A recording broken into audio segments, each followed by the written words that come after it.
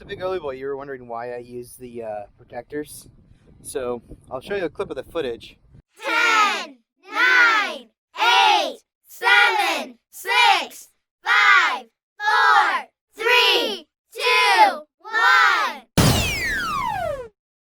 1. But that's where I just hit it today. Let's see if this tempered glass saved me this time, because that was a pretty hard hit right at the camera. So obviously I'm gonna take out the shards of glass real quick.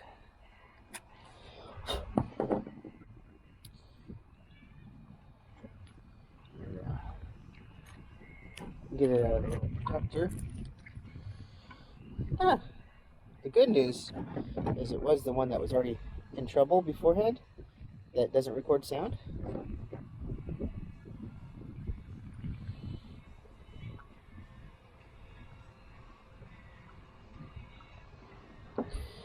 So what I'm doing right now is just trying to get the tempered glass off to see if it was just the tempered glass. There you go, dude. That's why I use them.